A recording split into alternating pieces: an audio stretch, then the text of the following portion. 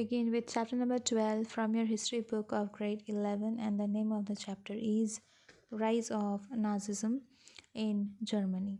So this is a Nazi party rule we are going to study about. So as per your syllabus, we are going to start from, that is, a rise of Hitler to power and factors assisting in his rise. So what is the reason for the rise of Hitler? January 1933 to April 1945. The Weimar Republic, that is Germany they're talking about, the Weimar Republic was very weak since its inception. So the government was a coalition and diverse elements and naturally could not follow a consistent policy of reform. The terms the terms of the Versailles Treaty, it became a standing humiliation to the Germans, and naturally they hated the Republic from the bottom of their heart. In 1929, the death of Stresemann and the economic slump put Germany in trouble. Stresemann's death left the Weimar Republic without an efficient leader at a time when it was badly needed. All classes of people became desperate, felt crushed and disillusioned. In this way, a situation was created which helped Hitler and his Nazi party an opportunity to capture power of Germany. The unstable economic condition was also responsible for Hitler to come to power. Winston S. Churchill had given a vivid picture of Germany just before Hitler rose to the power. So Hitler was an Austrian by birth and joined in Germany or against the German army to fight for the country in the war. At the end of the war, he became a house dictator in Munich.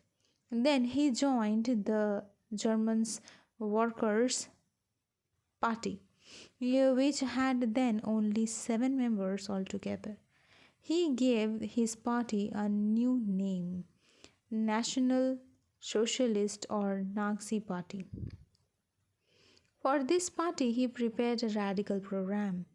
The program was very attractive to the German people. He denounced the whole Treaty of Versailles, demanded the unity of all Germans in the Greater Germany, condemned the parliamentary system and wanted to adoption of the National Socialism. He was a good orator. Orator means who gives a good speech. And in different meetings, he propagated the idea of his party. He attracted a large number of audience and held them spellbound through his excellent oratory. He had a strong hatred for the communist. He raised a body of storm troops to protect the party members and to disperse through the other parties, mainly the Marxist. In 1923, Hitler failed to capture the power by force at Bavaria and was arrested. He was given 5 years imprisonment, but after a few months he was released from jail. While in jail, Hitler wrote his famous book, Mein Kampf. The book was a sort of Nazi Bible because in his book he explained his political ideas. The book preached the supremacy of the state, the superiority of the Nordic race, and the destiny of the pure Nordic people to rule the world. So in 1925, the people was in 1925 the party it was recognized and its popularity also increases. In 1932 election, the Nazi party captured 230 seats out of 608 seats in the Reichstag. So President Hindenburg now appointed Hitler as the counselor. Hitler was the head of the coalition government and became restless to capture all the power of the state. On the eve of new election, the Reichstag was set on fire by some unknown people. It was falsely attributed to the communists, and Hitler utilized this chance to take strong measure against them. He quickly banned the Marxian propaganda, suppressed all leftist trade unions forcibly, and you can say he confiscated their funds. In 1934, President Hindenburg died, and Hitler made himself the president and the chancellor of the German people. He thus became the dictator of Germany and came to be known as the Der Führer. Germany became an autocratic or an authoritarian state, and there was no room for any form of freedom which democracy stood for in the 19th century. The Nazi state from 1933 onwards. Hitler became the ruler of Germany after Hindenburg's death in 1934. Before Hindenburg died, Hitler passed the enabling law on 23rd March 1933, which was regarded as the fundamental law of Hitler's regime. End of the federal system. In the next step, Hitler took up the autonomy of the federal governments or the federal state of Germany. He unified Germany under the centralized system. All provinces states were abolished and were deprived of their sovereignty rights. All the provinces were made to administer the district of the empire. In a single stroke, Hitler abolished all the separate provincial government in the Germany. Thus, he totally got centralized. So Hitler thus did what Bismarck and Weimar Republic did not dare to undertake. Ban on all political parties. All the political parties except the National Socialist were banned. Germany now became a one-party rule, okay, or one-party state. Taking Reichstag fire on an excuse, the communists were debarred from the elections. So, what is the next point? Next is the organization of the secret police, Gestapo. So, Hitler organized a secret police system to support the opposition and or to dissentient voice. Under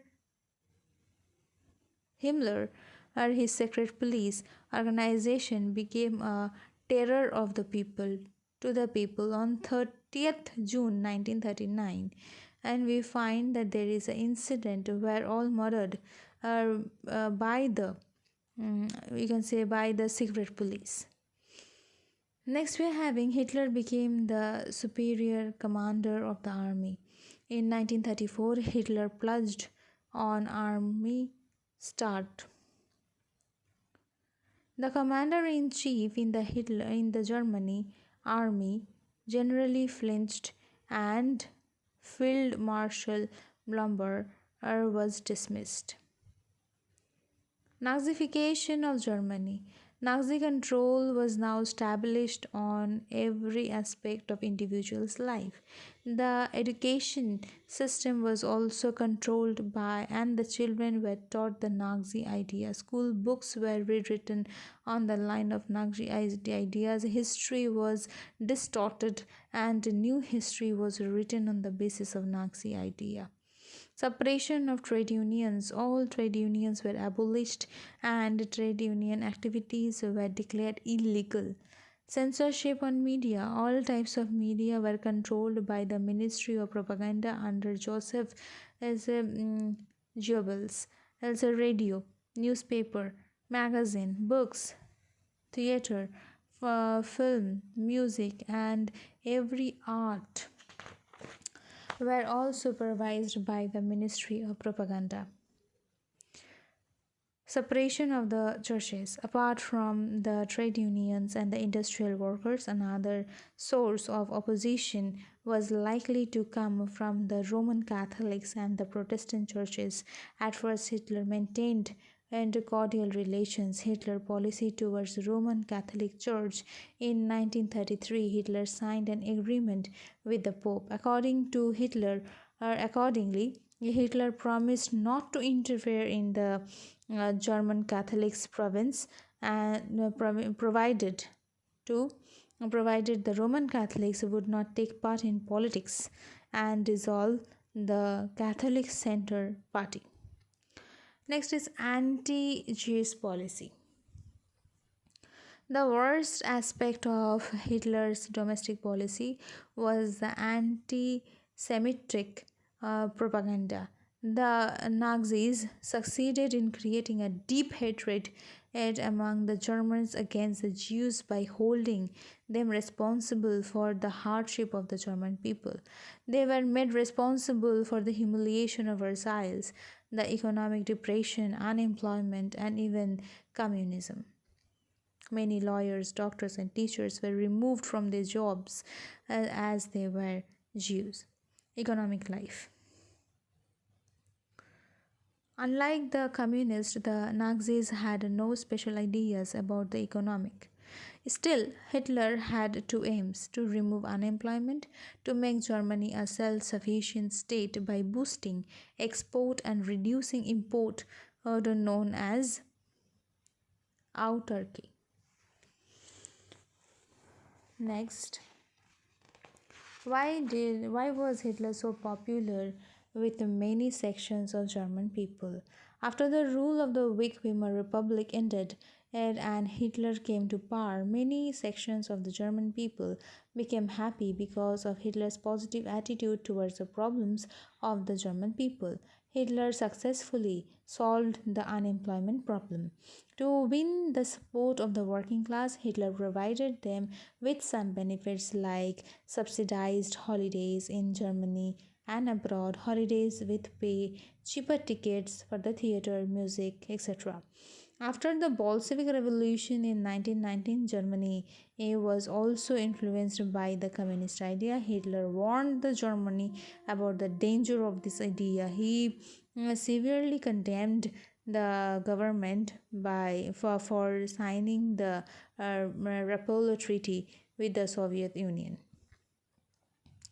Next, the approved Hitler anti-communist policy and financed the Nazi party to carry on propaganda against the communists. One is they were free from trade union troubles and they were free from communist revolution.